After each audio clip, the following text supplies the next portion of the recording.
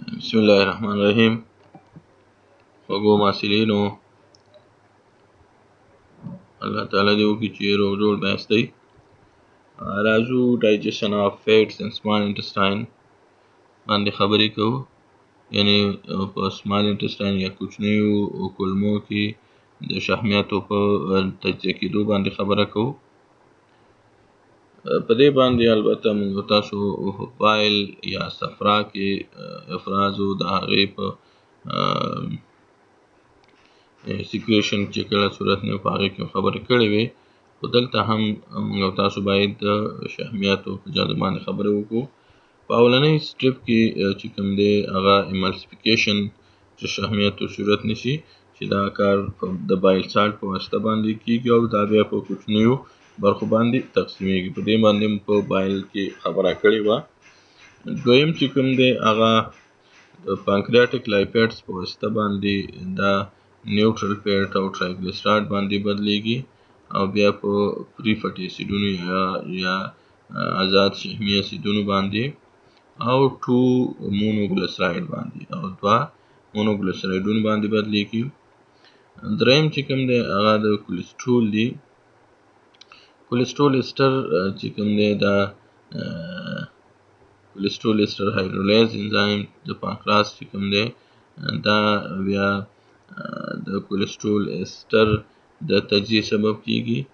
همدارنګه فاسفولیپیز A2 چې کوم دی دا د فاسفولیپیډ د تجزیه سبب کیږي. یعنی په ټوله کې دغه انزایمونه چې موږ واخیسته، هر یوې جلا جلا په خپله مربوطه برخه باندې خپل وظیفه سرته رسوي. دا مې درته په تیر درس کې هم تشریح کړې وه. راځو بیسیک پرنسپلز اف ګیسټروانټسټینل ابزارپشن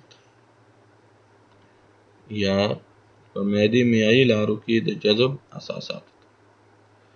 ګرانو ډاکټرانو، تاسو دلته ګورئ چې ویلای دي، سټرکچرونه دي، ساختمانونه دي، دغه برخه کې جذب صورت نیسي.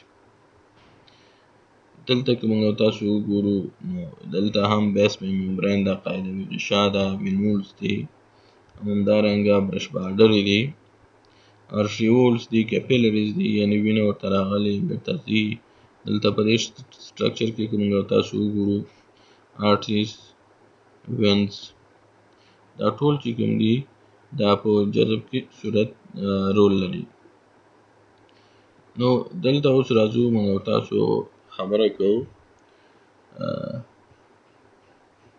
کوم جذب چې په سمال انټسټاین کې صورت نیسي، دا په عمومي ډول سره په دوو طریقو سره صورت نیسي یا دوو عملیو په واسطه صورت نیسي. یو اکټیو ترانسپورټ دی، یو فعال انتقال، او بل چې کوم دی سمپل ډیفیوژن. راځو اوس د هضمي سیستم کې د جذب اقسامو ته، ډولونو ته. اول ابزارپشن اف واټر یا د اوبو جذب، ابزارپشن اف آینز د آیونونو جذب، همدارنګه ابزارپشن اف نیوټرینز د غذایي موادو جذب. اول راځو ابزارپشن اف واټر د اوبو جذب. اوبه چې کوم دي دا بیا د اسموسس د عملیې په واسطه یعنې د ډیفیوژن په واسطه باندې د دې انتقال د محیط څخه بل محیط ته صورت نیسي، البته جذبي. خو دلته چې کوم دی یو څه اندازه آیونونه او غذایي مواد هم جذبیږي.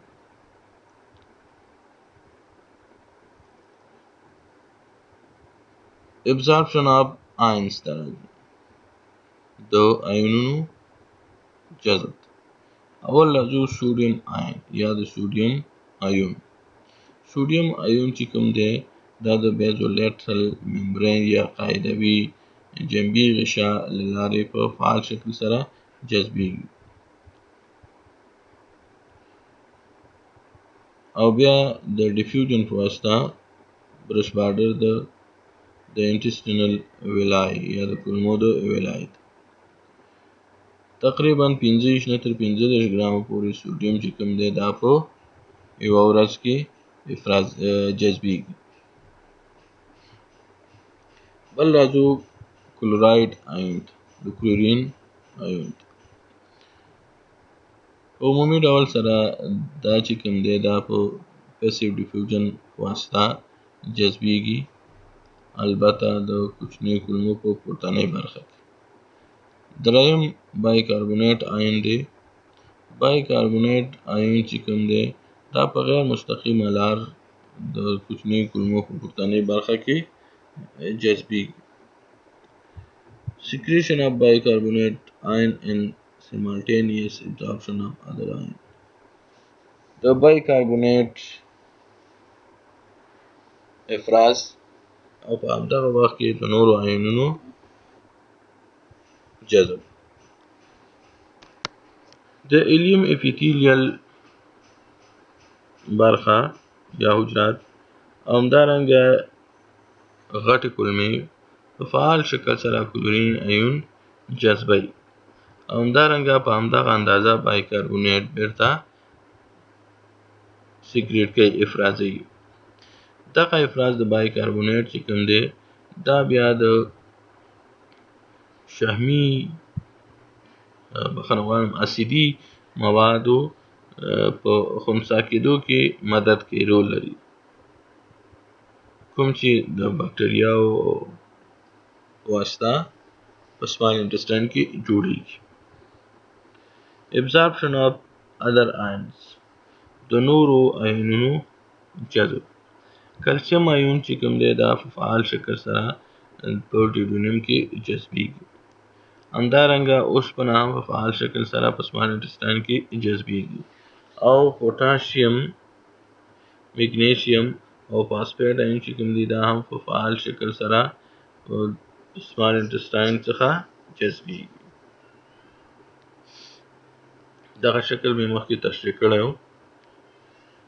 دا د آیونونو جذب دی د سوډیم، کلورین، بایکاربونیټ. دا ټول تاسو په دې شکل کې ګورئ چې اوبه چې کوم دي دا هم د ډیفیوژن په اساس باندې جذبیږي او سوډیم چې کوم دی هم د ډیفیوژن په اساس باندې جذبیږي.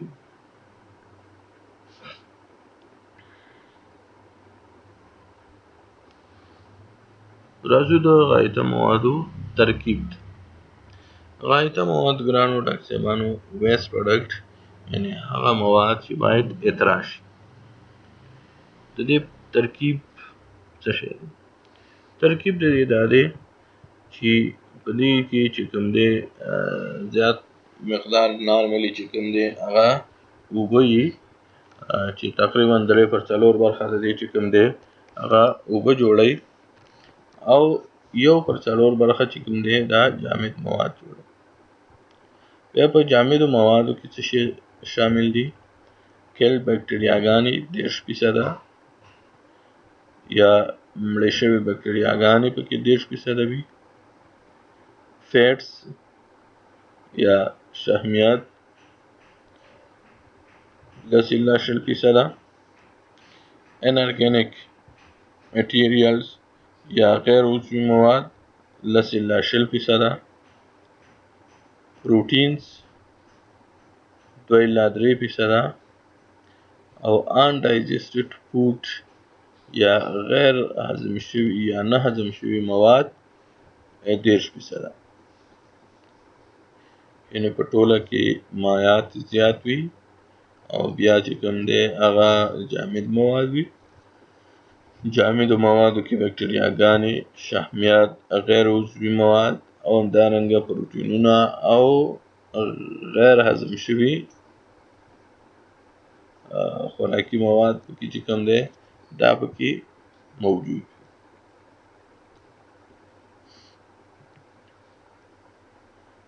راځو د غایطه موادو په اړه نور معلوماتو ته، یعنی چې رنګ د کوم ځای نه اخلي، بوی د کوم ځای نه اخلي او همدارنګه دغه بوی د کومو موادو په واسطه منځته راځي. ګرانو ډاکټرانو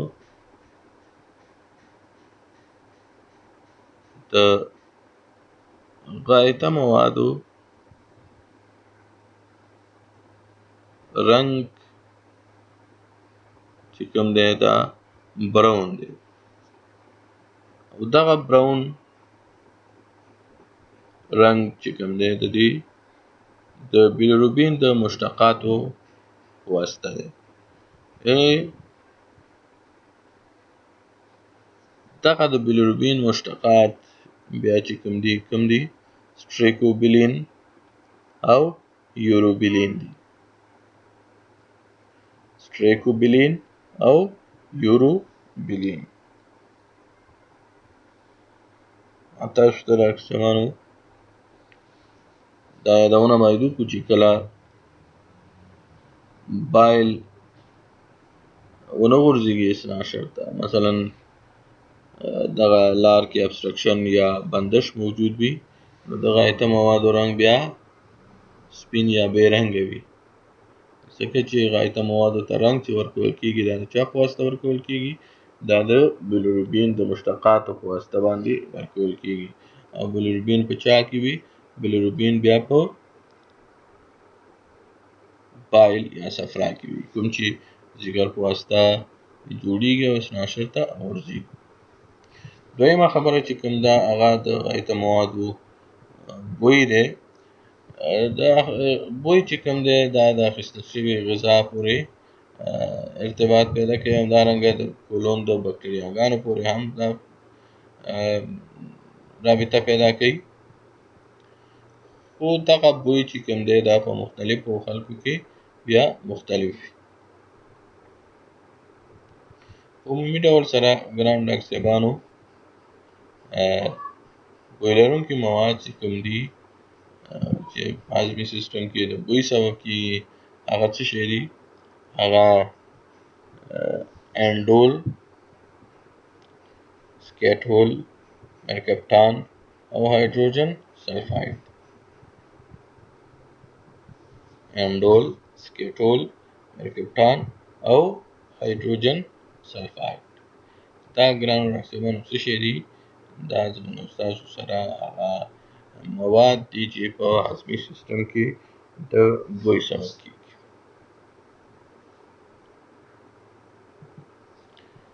مننه، خوشحاله اوسئ. الله آباد لره ګرانو ډاکټر صاحبانو.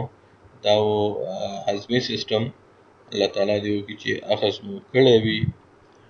بیا هم تاسو ته یادونه کوم ګرانو ډاکټر صاحبانو چې درسونه مو مطالعه کوئ، درسونه مو وګورئ.